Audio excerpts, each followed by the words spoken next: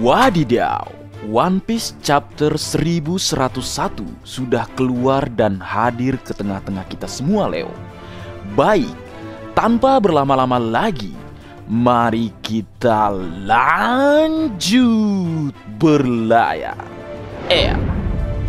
Pertama-tama, mari kita ucapkan terima kasih kepada Redon dari Arlong Park Forum atas bocoran atau informasinya. One Piece chapter 1101 diberi judul Teruntuk Bonnie. Masuk ke Color Spirit chapter 1101 menampilkan Dr. Vegapunk, 6 cloningnya, dan juga Vega Force 01. Dr. Vegapunk berada di tengah Color Spirit. Di sebelah kanannya Lilith dan Pythagoras. Di sebelah kirinya Atlas dan Edison. Di latar belakang kita bisa melihat wajah York pada bagian sisi kanan, kemudian wajah Sokka pada bagian sisi kiri, dan terakhir Vega Force 01 di bagian tengahnya. Kemudian masuk ke cerita chapter, dimulai dengan sedikit flashback atau kilas balik di dalam flashback. Anjas, flashback di dalam flashback, Leo.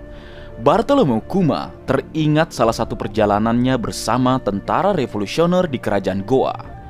Kuma menyebutkan bahwa dia memperhatikan bagaimana Monkey D. Dragon sepertinya tahu banyak tentang negara tersebut. Dia juga mengatakan bahwa Monkey D. Dragon mengunjungi sebuah desa di bagian luar kerajaan untuk mengamati atau memperhatikan seorang anak laki-laki. Monkey D. Dragon berkata, "Teruslah bicara, jika kamu ingin mati." Kuma langsung bertanya, "Mengapa?" Dan kemudian Monkey D. Dragon menjawab, "Jika seorang anak adalah kelemahan orang tuanya." Setelah mendengar apa yang Dragon katakan, Kuma meresponnya jika dia mengerti, dan dia tidak akan membahasnya lagi. Karena seperti Monkey D. Dragon, Kuma saat ini pun melakukan semua hal hanya untuk seorang anak yang bahkan bukan anak kandungnya sendiri. Itulah, Leo, alasan mengapa kita harus menghormati dan sangat sayang pada orang tua kita, karena mereka dapat melakukan apapun untuk kita, dan bahkan menjadikan kelemahan terbesarnya pada diri anaknya atau kita, Leo. Kemudian berpindah dan kembali ke flashback normal atau flashback atau kilas balik masa kini, di mana chapter terakhir berakhir. Kuma masuk di Gunung Kolubo dan mengamati atau memperhatikan Monkey D. Luffy. Luffy saat itu berusia 16 tahun. Monkey D. Luffy sedang berlatih secara rahasia. Dia sedang melatih serangannya, yaitu Gomu Gomu no Ono, Gum Gum Battle Axe, serangan yang sama yang dia gunakan untuk mengalahkan Arlong. Kemudian berlanjut. Secara tiba-tiba, Kuma mendapat telepon atau sambungan dari pemerintah dunia. Monkey D. Luffy mendengar suara itu dan merasakan kehadiran hawa yang begitu dingin di dekatnya. Tapi ketika dia melihat, Kuma sudah pergi.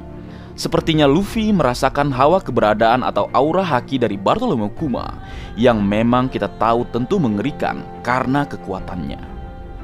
Dan Luffy berkata, pasti ada hewan yang sangat kuat di hutan ini yang belum aku kalahkan. Anjas, dikira hewan buas, Leo. Pasti memang benar, kekuatan Kuma bagai hewan buas. Manusia berkekuatan bagai beruang dari pasukan revolusioner. Sang cyborg terkuat pemerintah dunia. Si Chibukai menakutkan dari ras Buccaneer yang hatinya sebenarnya Hello Kitty. Berlanjut, Bartolomeu Kuma meninggalkan Pulau Dawn atau kerajaan Goa untuk memenuhi perintah dari pemerintah dunia. Kita bisa melihat Kuma membantu kapal dagang yang diserang oleh bajak laut dan membuat mereka menyerah. Sepanjang chapter ini kita melihat narasi dari surat Kuma kepada Jewelry Bonnie. Surat-surat tersebut membicarakan tentang betapa Kuma mencintai Bonnie. Dia juga menjelaskan kepada Bonnie bahwa dia melihat begitu banyak pulau yang indah dan juga menakjubkan, di mana mereka akan berpergian bersama di masa depan. Namun kembali ke kerajaan Sorbet, kita melihat bahwa semua surat Kuma dihadang dan dihancurkan oleh Alpha. Jewelry Bonnie menunggu surat Kuma setiap hari tetapi surat itu tidak pernah sampai. Jewelry Bonnie tidak pernah mengungkapkan kekuatan Toshi Toshinomi miliknya kepada Alpha dan tim medis. Dan Ratu Connie menginstruksikan dan meminta Bonnie untuk merahasiakan perihal kekuatan buah iblisnya. Ratu Connie mengatakan bahwa elang yang cerdas harus selalu menyembunyikan cakarnya. Mantap juga petuah Ratu Kerajaan Sorbet ini. Berlanjut dan berpindah ke tempat lain, Bartholomew Kuma mengunjungi laboratorium Dr. Vegapunk di Pulau Egghead. Dan kita bisa melihatnya bertemu dengan kloningan Stussy. Kloningan Stussy berkata, "Aku ingin tahu siapa yang lebih malang, manusia tanpa kesadaran atau kloningan dengan kesadaran." Sebuah pertanyaan yang mengisyaratkan jika Stussy ingin berbagi apa yang dia rasakan bersama Kuma, di mana Kuma adalah manusia tanpa kesadaran saat operasinya 100% selesai, dan Stussy adalah kloningan dengan kesadaran. Sangat menarik. Mendengar apa yang Stussy katakan, Vegapunk Stella berteriak dan mengatakan, "Cukup Stussy, sudah kubilang kamu adalah manusia." Vegapunk Stella yang sudah memiliki kepala apel menjelaskan bahwa setelah modifikasi selesai, Kuma tidak akan memiliki kenangan atau emosi yang tersisa. Namun Vegapunk akan menjaga kesadaran Kuma hingga menit terakhir. Dan dikatakan dalam flashback atau kilas balik, jika 1 tahun tersisa sampai operasi selesai. Kita bisa melihat Kuma membantu tentara revolusioner dari waktu ke waktu. Tapi sekarang dia benar-benar diam, tidak pernah berbicara dengan mereka sama sekali. Monkey D. Dragon dan teman-temannya yang lain tahu pasti ada alasan di balik kelakuan atau perangai yang Kuma tunjukkan. Kemudian kembali dan berpindah ke kerajaan Sorbet.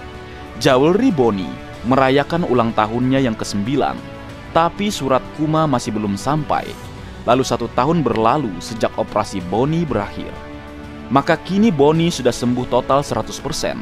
Namun Alpha tidak akan membiarkan Jewelry Bonnie keluar sampai ulang tahunnya yang ke-10. Berlanjut, Ratu Connie mendapatkan informasi dari bar kota setempat. Salah satu anggota tim medis sepertinya keceplosan atau membocorkan informasi jika Alpha dan anggota tim medis lainnya adalah agen pemerintah dunia. Ratu Connie dan orang-orang dari kerajaan Sorbet menyadari bahwa situasinya sangat tidak biasa. Jadi mereka merencanakan pelarian untuk Jewelry Bonnie. Nelayan terkuat dari kerajaan Sorbet, Gyokyo, Totsu, dan Potato akan membawa Bonnie ke laut dan membantunya menemukan Kuma.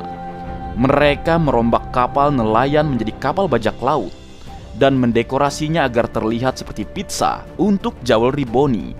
Berlanjut, Ratu Connie dan Jewelry Bonnie bertukar pakaian. Kemudian Bonnie melangkah keluar untuk pertama kalinya. Jewelry Bonnie berhasil melewati para penjaga dan mencapai kapal. Namun Alpha menyadari bahwa dia adalah Bonnie dan mengejarnya menggunakan Geppo. Alpha berteriak, "Jika kamu mencoba melarikan diri, aku boleh menghajar dan menahanmu," ucapnya pada Jewelry Bonnie. Di akhir chapter, Jewelry Bonnie dalam wujud anak-anak mengenang suatu hari ketika dia bertanya kepada Bartholomew Kuma seperti apa rupa nikah. Dan Kuma menjawab jika dia tidak begitu yakin, yang Kuma tahu hanyalah tubuhnya memiliki kualitas yang kenyal atau bagai karet, dan dia bisa bertarung sesuka hatinya. Dan selanjutnya Jewelry Bonnie kemudian menggunakan serangannya yang diberi nama Distortion Future. Jewelry Bonnie berteriak, "Distorsi masa depan. Masa depan di mana aku ingin menjadi seperti Nika," ucapnya. Dalam gambaran halaman terakhir yang epik dan luar biasa, Jewelry Bonnie meninju Alpha dengan pukulan raksasa seperti gear ketiga milik Luffy. Kemudian Bonnie melarikan diri dari kerajaan Sorbet. Sebuah kekuatan yang menarik. Apakah ini benar-benar awakening dari buah iblis Jewelry Bonnie? Sangat menakutkan. Dan faktanya, Bonnie saat ini adalah anak-anak atau bocil Leo yang nampaknya sudah membangkitkan kekuatan buah iblisnya. menarik ditunggu kebenaran yang akan terungkap selanjutnya melalui penjelasan Oda Sensei. Dan masuk ke narasi narator. Pemerintah dunia segera menyadari pelarian Sandra Jaulri Boni.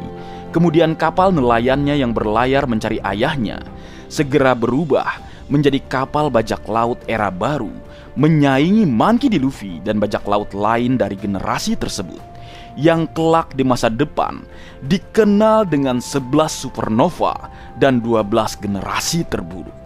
Dan selesai kabar terakhir, minggu depan libur, saatnya Oda Sensei rehat sejenak setelah beberapa minggu tanpa jeda dan istirahat.